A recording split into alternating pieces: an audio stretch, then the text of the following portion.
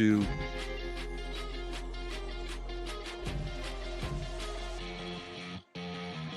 You are Locked On Wolves Postcast, part of Locked On Minnesota on the Locked On Podcast Network. Your team every day. Stop me if you heard it. More late game debacles tonight as the Wolves lose their 4th straight, this time to Chicago at home at the Target Center. 120-115. That's the final. What's going on back in the lab? Back at it. Another T-Wolves Postcast right here. All part of the Locked On Podcast Network. Thanks to you guys, by the way. #1 sports podcast network. Jack Borman, Wolves expert, NBA expert. Give him a follow on X at Jared Borman13. Luke Inman at Luke_Spinman. And of course, after this, go follow our guy, Ben Beacon, host of the Locked On Timberwolves show each and every day. Lots to get into, Jack. Biggest second guess from tonight, biggest X factor plus what we'll be talking about tomorrow. But just off the top, Wolves desperately trying to snap this 3-game skid. You get to come back home for 3 in a row now. Starts with Chicago tonight and then 2 versus a banged-up Golden State. So great opportunity here. Kind of snap out of this funk. Up as many as 14 tonight. Bulls up as many as 7. This one came down to crunch time. Clutch time, despite a 13-1 run right in the middle of the 4th quarter, mind you. It looked like they had this thing kind of wrapped up, put a bow on it, let's go home. But these costly clutch time turnovers just continue to just kind of melt this team at the end of games. Worse than the NBA in clutch time turnovers.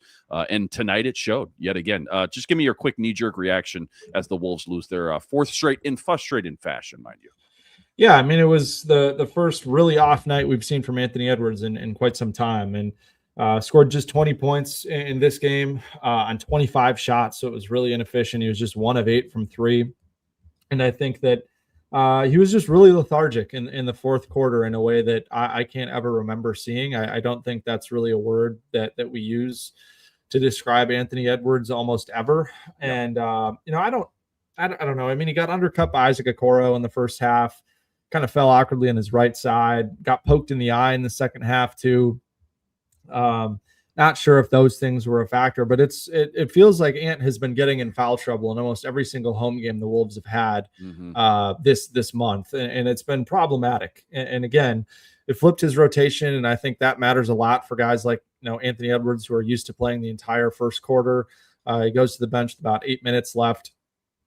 With his second foul, has to sit the rest of the first quarter, comes back in, starts the second quarter, picks up his 3rd foul at around the 9-minute mark, but Chris Finch left him in. And I think Finchy deserves a lot of credit for leaving Ant in. I think a lot of other coaches would have taken their star out of the game and just tried to let Ant play through it. Ant did, a decent enough job. I mean, he didn't pick up his 4th foul in the first half, which is a good thing, but for Ant, just didn't play a whole lot of defense in that second quarter, especially as the low man. And, it was just part of a broader theme of the night that the Timberwolves just couldn't stop fouling in this game. And, they got it under control a little bit better in the second half, but Chicago, 33 free throw attempts, 86 field goal attempts. That is a free throw rate of darn near 40%. And when the Wolves are up above that mark, so not counting tonight, but they're 1-4 this season when they give up an opponent free throw rate of over 40%. And the Bulls were essentially right there. And they made 27 of their 33 shots at the foul line. Of course, that doesn't help things either. And then when you look at Chicago tonight in this game, they had 104 possessions and they spent 49 of them in the bonus. So they spent basically half the game in the bonus. And when you think about that, the Bulls in the bonus had an offensive rating of 140.8, which is astronomical. And then when you think about, what the Bulls did when they weren't in the bonus, what was that? 55 possessions that they weren't in the bonus. They had an offensive rating of 93 in this game. So, I mean, the Wolves just couldn't defend without fouling. And then once they got over the limit, I mean, the Bulls spent more than half the first quarter, half the second quarter, and half the third quarter in the bonus. And that's just not a recipe to win, because I think the Wolves were scared of putting the Bulls in the foul line, and the Timberwolves' aggression on the defensive end is normally one of their best assets. But tonight just wasn't there for them. I mean, this is a Timberwolves team like on the season, the Wolves have an average free throw differential of free throw attempt differential of plus 1.3. And when you look around the NBA, that's a pretty good mark to be at around the NBA. That is, what is that? That is 13th in the NBA, plus 1.4. So that was a bummer. And again, like, you just can't turn the ball over 7 times in the fourth quarter and expect to win the game, right? Julius Randle had 3 of them. Naz Reid had 3 of them. Jaden McDaniels added another. And it was just a bummer because that kind of spoiled what was a really, really great Naz Reid game for this game. And I think Naz deserves, we'll get into it, he deserves a lot of credit for just helping kind of change the energy in the building late in the third quarter, early in the fourth quarter to kind of get the crowd back into it and help, like you said, get on that run where just kind of felt like the Wolves are going to run away with it, and they just weren't able to do that. So, since hindsight is always 20/20, let's deliver today's second guess. Fresh after this one, just ended less than 10 minutes ago. So just, again, very raw right now. But what are you second guessing? What is your biggest second guess? What part of this game, I guess, Jack, do you want back the most right now? Yeah, I think, what I want back the most is probably just the last, 4 or 5 minutes of this game. Finch took Naz Reid out of the game. I get it. He'd already played 29 minutes. He left earlier in this game in the second quarter around the 7-minute mark, really, grimacing, grabbing at that left shoulder, went back to the locker room, did come back in around the 3-minute mark, and was just tremendous from there on. I mean, Naz had 20 points on 12 shots, had 5 assists and 5 stocks in this game too for Naz to go along with his 6 rebounds. So I just thought it was really difficult to leave Naz Reid off the floor in the final 4 minutes of this game. Thought he was the kind of the epitome of everything that was good for the Timberwolves for the majority of this game. Again, was kind of the lone ranger off the bench in this one. But it just felt like the night to close with all 3 bigs, right? When you think about the fact that Nikola Vucevic is a really poor defender as a stretch 5 that's more of an offensively tilted guy.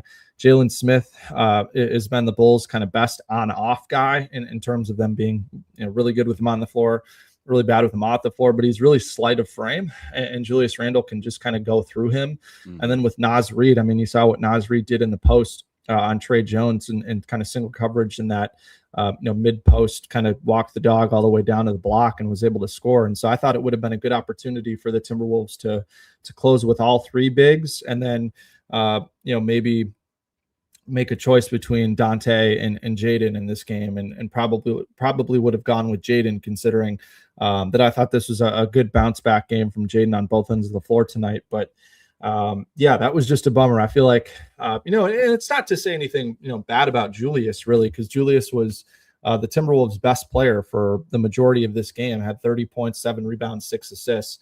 Did have 5 turnovers, which was kind of a bummer, but so it's no comment about Julius. I think it was just more about I think just finding a way to keep Naz out there would have been smart, and then you could have picked your poison kind of with Naz or Julius out there in single coverage. Both were excellent in single coverage, offensively in isolation or post-up situations, really the entire second half. So I think that was kind of a bummer, but at the end of the day, I think we can sit here and get mad at whoever we want, but when your best player doesn't really bring requisite energy to the game, it can be tough to make up for that. And you got to give the Bulls a lot of credit for the way that they just played harder and out hustled the Timberwolves for the majority of this game. And and that kind of showed. And again, too, the depth was a big factor as well. The Bulls had 7 guys in double figures, and they won on the bench 49-28. So a plus 21 on the bench is really darn good. So got to give the Bulls credit where it's due. Well said there. Biggest X factor, and then what we'll be talking about tomorrow. That's all coming up right after this.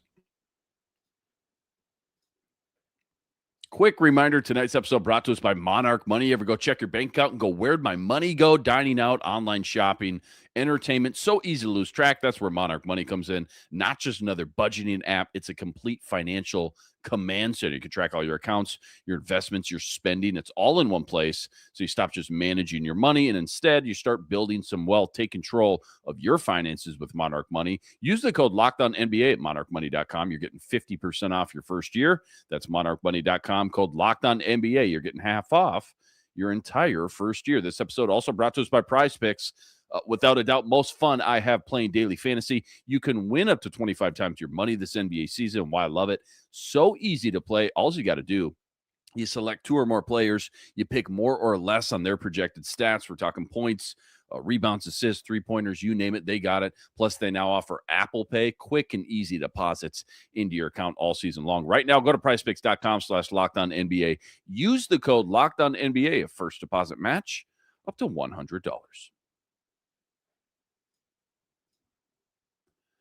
All right, Jack, before we get into what we'll be talking about, I want to get into the biggest X factor from this game tonight. It's time to reveal who made the biggest under-the-radar impact with today's X Factor. Bones Highland? Question mark? I mean, I know this dude, he's flashed, he's popped off here and there, but man, still never know what I'm going to get when I see him on my TV. And for a serious contending team, Jack, I'm not sure.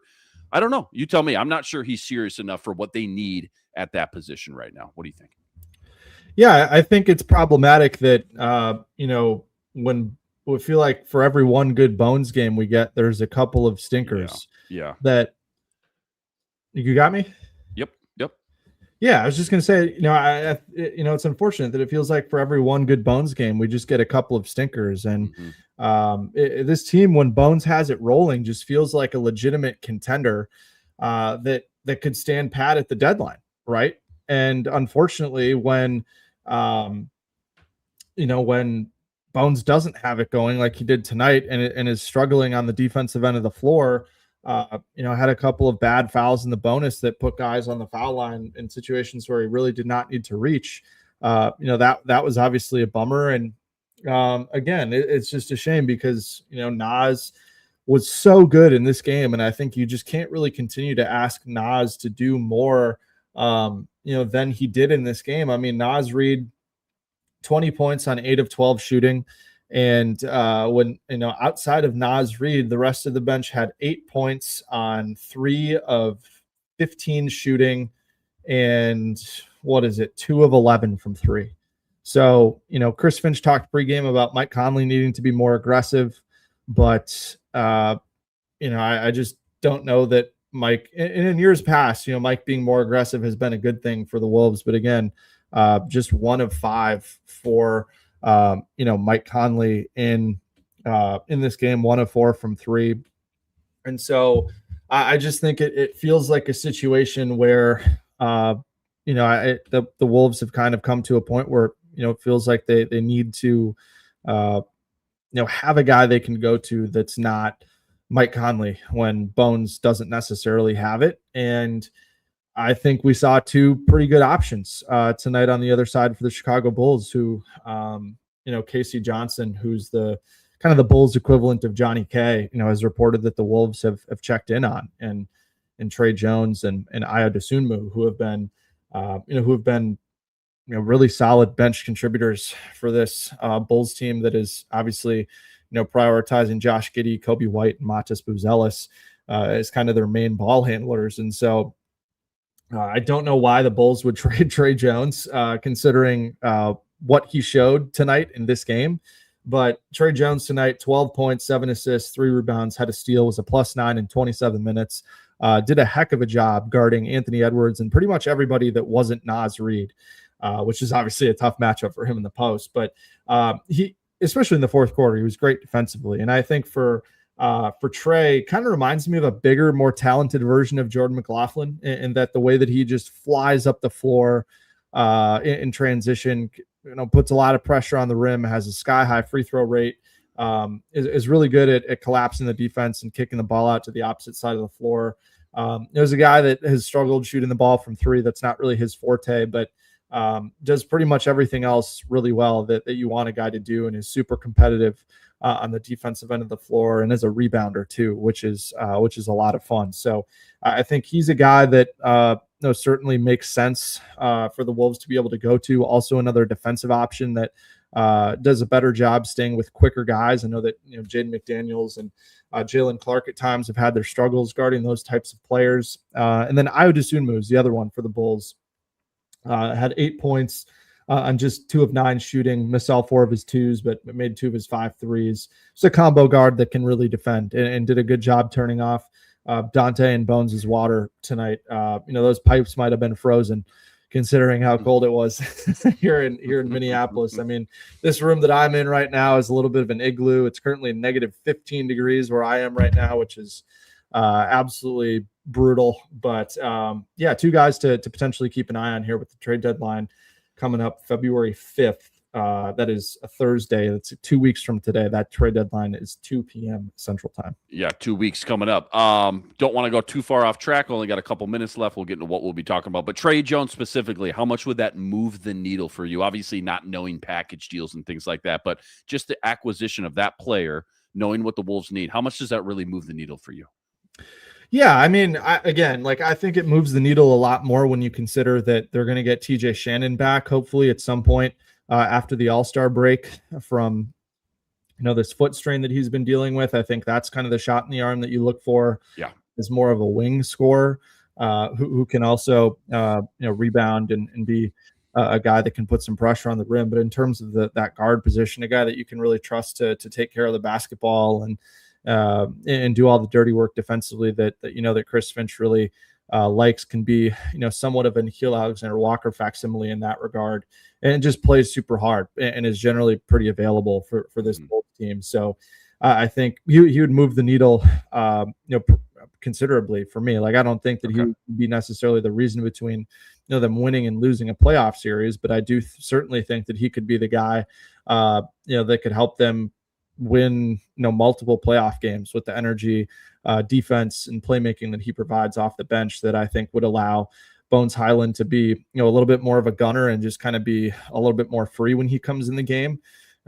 Chris Finch said before the game that Bones kind of needs to trust his shot a little bit more and be more aggressive and less tentative. And I mean, he got 6 shots up in his 12 minutes tonight, but only made 1 of them. So I think, again, for Bones, I think it's going to kind of wax and wane a little bit, and having a steadying hand in a guy like Tre Jones that could be an upgrade from what they're currently getting from Mike Conley, I think would certainly help this team, and I think would just help the Wolves play a little bit faster, right? Because that's something that this Timberwolves team has done well in spurts. Like, they played really quick in the first half of this game, flew up the floor. I think 8 of their first 11 points were in transition, and then they had 4 the rest of the game. So they just kind of abandoned it for no reason. And you saw Tre tonight, just kind of an all gas, no breaks type of guy at all times, which, I think puts a lot of pressure on an opposing defense. Plant your flag, baby. Tim Conley, big fan of the show, obviously. Go make your move, man. You heard it here first. This is what you'll be talking about. I mean, honestly, Jack, what we'll be talking about is how do they snap out of this nasty 4-game slump, right? Now you get 2 with Golden State, both at home. They just lost Jimmy Butler, obviously. They're banged up. They're probably very defeated morally, I would think, right now as well. Just got to go flip this switch, man. Got to get this thing off the tracks right now. How do they do it? Yeah, I mean, somewhat thankfully, they're playing a team that is pretty banged up. You hate to have, see the injury bug come for a team, but it has come for the Warriors rather aggressively. And the Warriors lost tonight in Dallas, 123-115. And as part of that, they lost Jonathan Kuminga, who has certainly been in the news with his repeated request for a departure from Golden State. And he scored 10 points in 9 minutes tonight and then blew his ankle out, on a drive and transition. Did not look good. So I would be very surprised if he played in either Saturday or Monday's game. And that comes on the heels of them losing Jimmy Butler to a torn ACL on Monday night against his former team, the Miami Heat. So I think, again, you got guys like DeAnthony Melton who are going to play more minutes. Brandon Podziemski has been playing really well for them outside of a stinker tonight that he had, and that Draymond Green is going to want to come and play against a guy like Anthony Edwards, who he has a lot of love and admiration for. So I think for Golden State, I mean, this is a team that has been playing 12 guys for the majority of the season. So it's kind of next man up for them. But in terms of top line talent, especially in the offensive end of the floor, there's just not a whole lot there outside of Steph Curry. So it should be a good opportunity for the Wolves to bounce back, and they get them twice in a row on Monday or on Saturday and Monday. But we thought that about the Bulls and the Jazz, and they lost both of those games too. So we'll see. Great stuff as always, man. More clutch time turnovers for the Wolves. They give another one away late in this one. They dropped their fourth straight. 120-115. That's your final versus Chicago. 27-18 now, just 9 games above 500. But much love to all you guys, all the everydayers out there that always make us your first listen. All you guys coming in the chat with us from game to game. Like and subscribe if you haven't already, and please go follow Jack at JRBorman13. We'll catch you back here Saturday. Back at home, taking on Golden State in the first of 2 in a row. 4:30 p.m. tip for that one. Until then, appreciate all you guys. We'll talk to you next time. Signing out.